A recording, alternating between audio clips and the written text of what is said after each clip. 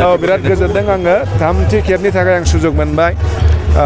हाग्रामा महिलारि बिथांनि अननायाव रायजो राजानि अननायाव आंथ' खननै जाखाबाय आरो दा नै खनसे सुजुग होबावबाय रायजोफ्राबो बिराद गोसो गुदुं दिनै नोंथांमोना नुबाय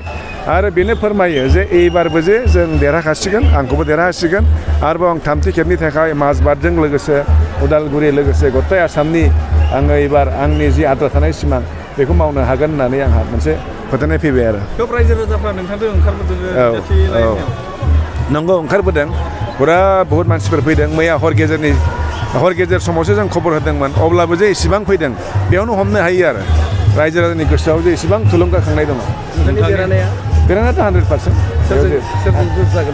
आंथ' बेखौ बुंथ'नो हाला थारमाने बेबायदि दासिमबो नुजोबाखै सोर गेलेगोन खिन्थु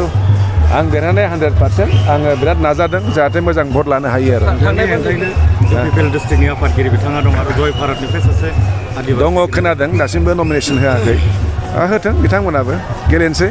जा जोंनि लाइनजों गेलेनोसै खिन्थु आं मोनसे रोखा बिराद बुरजा भट मोनगोन जों देग्लाय थांनाय बारनिफ्राय बहुद बारा थांनाय बाराव आङो 17,000 बारा भट मोननानै देरहादोंमोन बिनि सिगां आं 22,000 बारा मोनदोंमोन एबार बिनि बहुद गोजौ थागोन माखासे गामिफ्रा माने जाय ओनसोलफ्रा दिनै उदालगुरियाव हाबबाय दिपेन बर' बिथाङा दिनै गेलेनो थाखाय बिथाङाबो ओंखारबाय दिनै नमिनेसन होगोन बेथ' पार्टिनिसो खोथा जोंहा गावबागाव पार्टि आंनि ओनसोलबो हाबदों जोंहा बेयाव BPF दङ BPF खौनो जा मदद होगोन